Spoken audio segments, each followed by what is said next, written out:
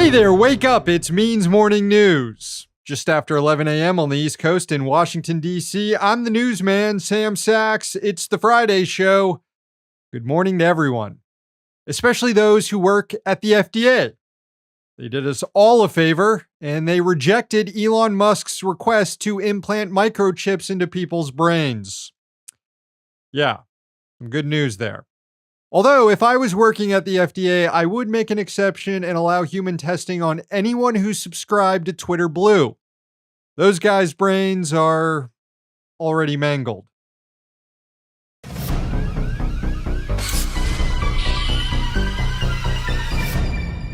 And we begin with an update out of East Palestine.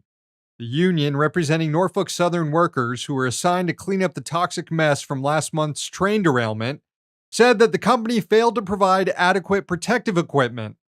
In a letter to Ohio Governor Mike DeWine, Transportation Secretary Pete Buttigieg, and others this week, a union representative for the Teamsters Brotherhood of Maintenance of Way Employees Division said that cleanup crews are now falling sick due to the company's failure to keep them safe. Reading from that letter, quote, Norfolk Southern instructed approximately 40 of its maintenance of way employees to come on site and begin cleaning up the wreckage. I received reports that Norfolk Southern neither offered nor provided these workers with appropriate personal protective equipment, such as respirators that are designed to permit safely working around vinyl chloride, eye protection, and protective clothing such as chemical restraint suits, rubber overboots, and rubber gloves rated for safely working around the spilled chemicals that prevent direct contact with such substances. The union noted that when workers asked about their own safety, they were ignored by the company, and now employees are experiencing migraines, nausea, and suspect that they were willingly exposed to chemicals at the direction of the company. The letter reads, quote, this lack of concern for the workers' safety and well-being is, again, a basic tenet of Norfolk Southern's cost-cutting business model. The union also provided more details on what led Norfolk Southern to consider giving some of its union rail workers paid sick leave. That news broke last week, but according to the letter, the company only made the offer in exchange for the union agreeing to support experimental track safety measures. Quote, Norfolk Southern proposed a letter stating that they would agree to provide paid sick leave to BMW ED members, but only if BMW ED withdrew its letter of opposition to Norfolk Southern's experimental automated track inspection program to the Federal Railroad Administration and issue a new letter to the FRA that would support Norfolk Southern's experimental automated track inspection program. The union noted that while there is a place for automated track inspection, it shouldn't replace human track inspection, which can better identify potential problems. But the company knows that automation will improve profits.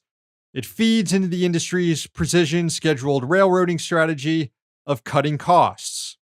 The letter states, quote, Norfolk Southern's proposal was to use your community safety as their bargaining chip to further pursue their record profits under the cost-cutting business model. They gamble with your money, and you hold all the risk if they lose by putting a toxic train in the ditch in your community.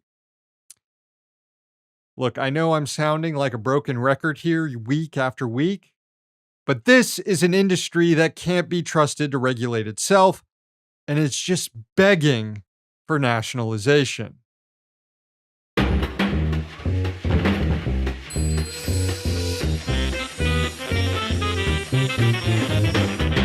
President Joe Biden is joining with congressional Republicans in an assault on self-governance in Washington, D.C.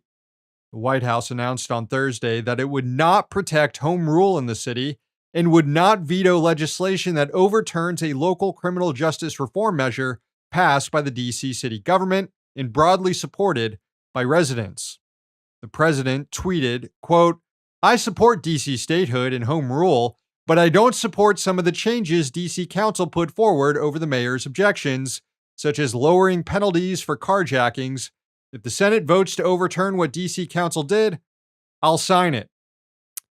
Okay, well, then you don't support D.C. statehood or home rule, dummy. You either believe Washingtonians have a right to self-government, to local democracy, or you're joining with reactionaries in Congress to overturn our laws. You can't do both, Joe. And you've chosen the latter. I made this clear to the president on Twitter. Every now and then, the hell site reminds me why it can be good sometimes. I can get a dopamine hit off the 2,000 likes on a tweet calling the president of the United States a dipshit. Anyway, things got worse later when White House Press Secretary Karine Jean-Pierre tried to defend the president's position. Two things could exist at the same time, right? We've heard that throughout our lives, right? When we hear things that we may not disagree, we may not agree with, that they both could exist at the same time, which is the president still thinks that D.C. should become the 51st state. That is something that he has supported for decades, not just these last couple of years. But he feels as president, he has the obligation as well to keep America's cities safe, to keep communities safe. And this is one step in a way to do that. The decision that he is making, he's making it for the people of D.C. Oh, fuck right off. The people of D.C. support this bill overwhelmingly, like 90% support. And the White House doesn't know better than we do. This is a bill that took almost 2 decades of research and drafting to finalize. It's the first overhaul of the criminal code in 100 years in this city. And critics of it will have you believe that the district just legalized carjackings and murders, that it greenlighted the purge in the Capitol. Buddy, I wish, but it's not true at all. On the issue of carjacking, it is true that the law, known as the Revised Criminal Code Act, does lower the max penalty for carjackings, but it's from 40 years, which is a sentence that no judge in the country has ever handed down to a carjacker, as they shouldn't, since it's more than murderers get. The law reduced that max penalty from 40 years down to 24 years, which is much more commensurate with sentencing for carjacking in the district and elsewhere. And the law does give leeway to judges to add even more than 24 years if the individual used, say, a gun or is a repeat offender. Before this reform, the D.C. Criminal Code was outdated and full of vagaries, which made consistent sentencing impossible. Here's a perfect example of that. From Slate, quote, "In the current code, there's a single robbery statute with a maximum penalty of 15 years. It covers everything from nonviolent pickpocketing to beating someone up so badly that they're hospitalized. Even snatching a pizza from a delivery driver and refusing to pay qualifies as robbery under the current code. And the penalty for the offense doesn't change if the offender was armed, though the gun offenses may apply.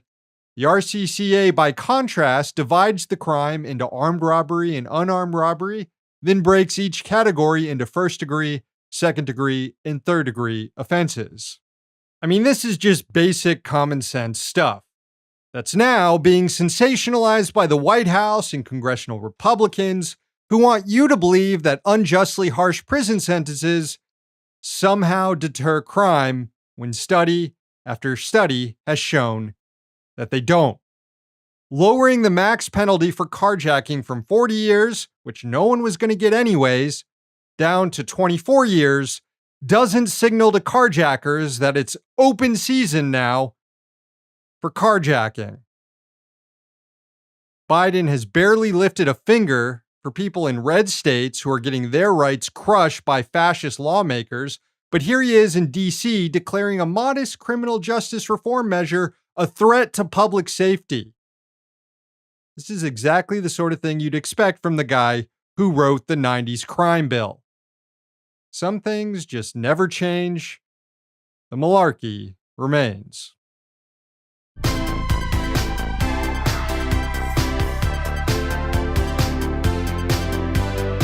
Workers who play an important role in producing Hollywood blockbuster movies every year are facing widespread exploitation. That's according to a new survey by the union that represents film, TV, and stage production workers. The International Alliance of Theatrical Stage Employees released data showing that visual effects artists are in an untenable labor situation, making low wages and working long hours, often without appropriate compensation. The union found that only 12% of VFX artists that work for a film production receive healthcare benefits, and only 15% reported their employer providing retirement contributions. 7 out of 10 VFX workers said they were forced to work overtime with no compensation. 3 out of 4 said that they were required to work through breaks and rest periods. And a majority of VFX artists said that they felt unsafe on film sets. The union said the results paint an industry in crisis and underscore the need for all VFX artists in the field to be protected by a union, and that it will commit resources to organizing those who aren't yet a part of one. A number of visual effects artists who worked on some of the biggest films in Hollywood over the last few years have come forward recently to allege unfair wages, including those who worked on Avatar 2, Spider-Man, Guardians of the Galaxy, and Avengers Endgame. All movies that I have not seen. Please don't make fun of me.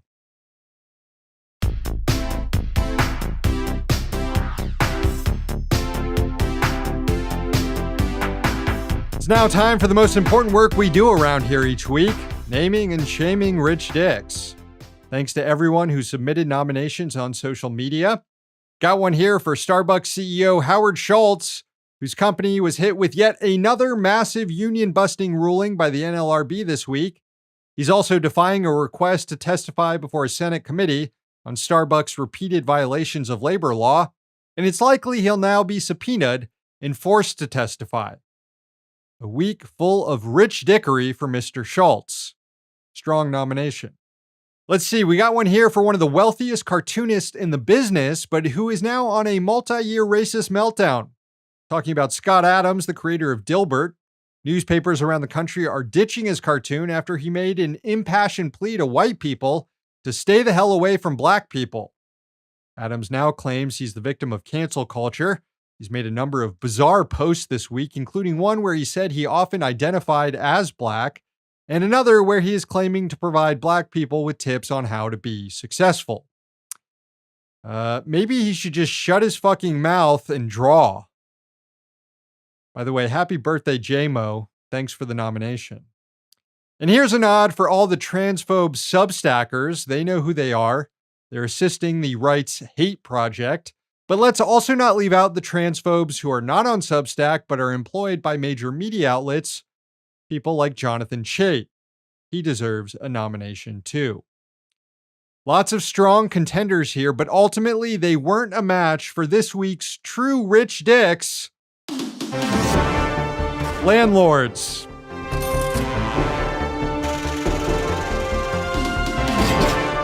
Oh yeah, we're doing it again. So many landlords were nominated that we just had to throw them all in the barrel this week.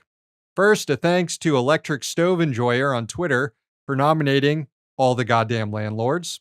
So let's start with Rona's more specific nomination, San Leandro landlord George Wu, who went on a hunger strike to protest the city's eviction moratorium, and unfortunately, he quit the strike before he died from it.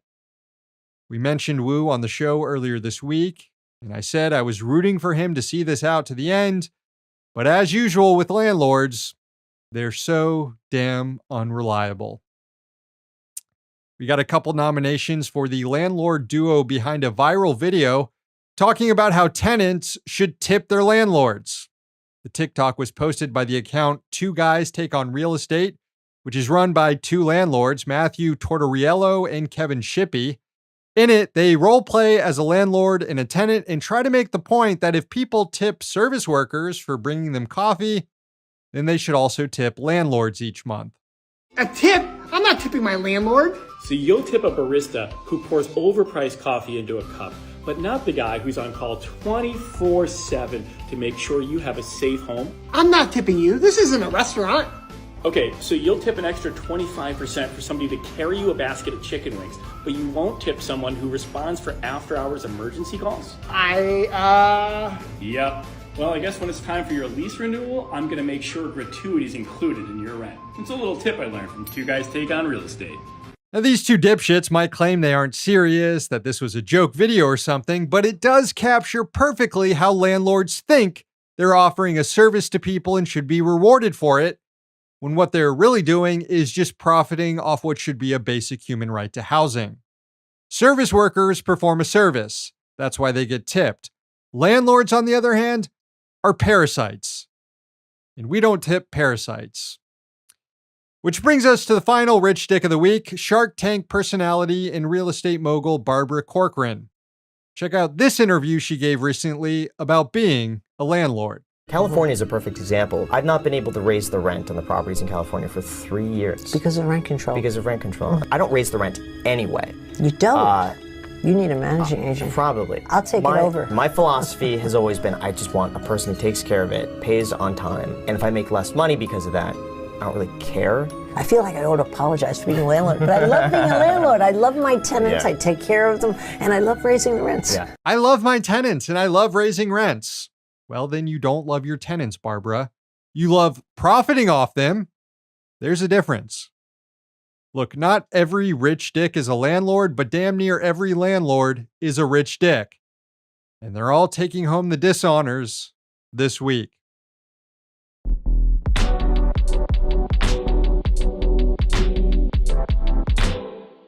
All right, friends, the show ends this morning with a different sort of sunrise.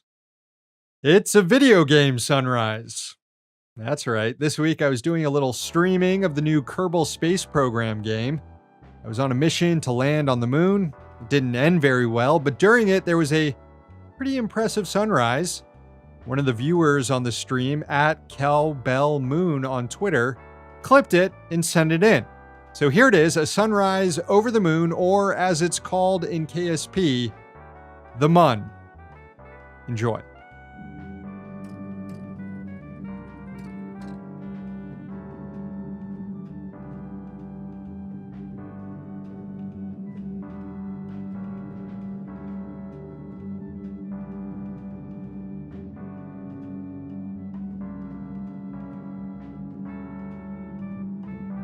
Thanks, Cowbell Moo. Shortly after that video, I crashed on the Mun.